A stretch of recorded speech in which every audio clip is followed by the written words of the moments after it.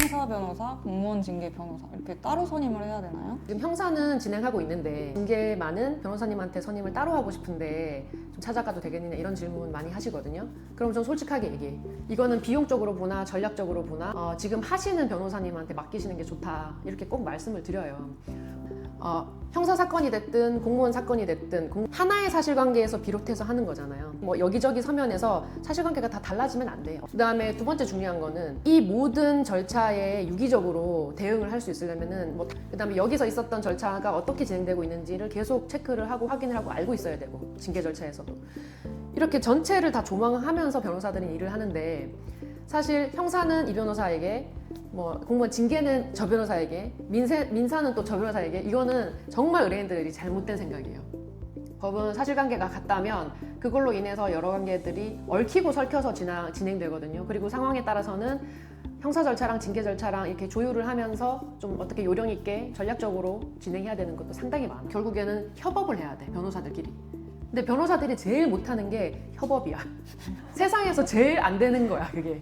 왜? 조별 과제를 못하는 거죠. 전혀 안 돼. 조별 과제 시켜놓으면 자기들끼리 싸우고 있어.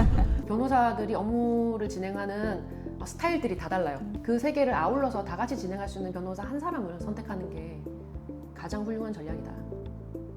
이렇게 봅니다. 이 변호사를 안 사고 그 돈으로 합의금으로 충당하는 게 나으려나? 이렇게 질문글을 올리는 게 나는데 어떻게 보세요? 이 말이 맞아요? 할 수 있으면 그것도 방법인데 여기에 두 가지 문제가 있어요. 하나는 합의를 만약에 했다 쳐도 나머지 징계 절차가 계속 진행될 거야. 그리고 형사 절차도 진행되고 합의를 했다고 해서 절차가 바로 중단되고 종료되는 게 아니거든요. 그 이후에 절차에 대해서 혼자 계속 해나가셔야 되는 이제 조금 어려움이 있고 두 번째는 더 근본적인 문제인데 왜 합의를 변호사가 대리 수행을 해줄까? 그 피해자 입장에서는 당사자가 연락 오는 것도 2차 가해로 느끼는 분들이 많이 있고 합의를 이유로 연락하는 것을 경찰 단계에서는 금지하고 있어요.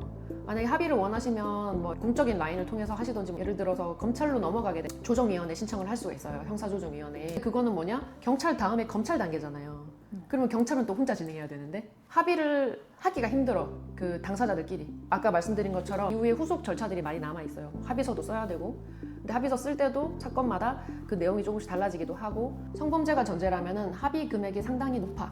사실은 다른 여타 범죄들보다는 이제 가장 뭘 궁금해 하시냐면은 이 금액이 맞나? 합의를 어느 시점에 해야 될까요? 먼저 제안을 해봐야 될까요? 그다음에 금액은 어떻게 제안을 해야 될까요? 그다음에 합의서는 어떻게 써야 될까요? 합의만 하고 끝난다면은 변호인 없이도 진행하라고 말씀드리고 싶지만 글쎄요. 징계 절차나 나머지 수사 절차를 생각하신다면 있는 게 낫다. 근데 이제 또 공무원 징계 안에서 유부남 유부녀들이 눈 맞는 경우도 있잖아요. 이게 근데 징계 사유가 돼요? 요즘은 단순히 불륜을 했다고 해서 징계 대상이 되는 건 아니다. 그러나 언제나 예외는 있지. 모든 공무원이나 모든 사회생활을 하면서 같은 부서에서 일한다고 해서 그게 징계 대상이 아니거든요. 근데 언제 징계 대상이 될 수 있냐면 같은 업무를 하는데 출장지에서 불륜을 했다든지 업무 중에 그런 행동을 했다든지 아니면 선생님인데 교실 안에서 불륜 행각을 했다든지 이런 특수한 경우가 있으면은 그게 업무 연관성이 있게 돼버리면 이게 징계 대상이 될 수도 있거든요.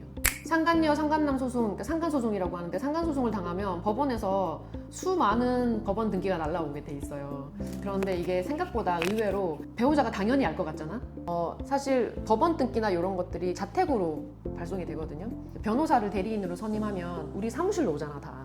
그리고 심지어 우리는 전부 다 전자소송을 하고 있기 때문에 종이가 오지 않잖아요. 이 선고가 끝날 때까지도 법원 등기 하나 없이 진행을 할 수가 있기 때문에 그렇게 집으로 손달아오지 않게끔 부탁하시는 경우가 있지. 형사사건도 마찬가지예요. 경찰, 검찰, 법원 서류들은 자택으로 주소지로 우리가 주소지 이렇게 등록을 하잖아요. 개인 주소지 등록된 거를 바꾸지 않는 이상, 변경하지 않는 이상 주소지로 다 가거든요. 변경하는 가장 쉬운 방법은 대리인이 있거나 변호인이 있으면 그 사무실로 다 가게 되니까 그것 때문에 빨리 달려오시는 분들도 있는 것 같아요.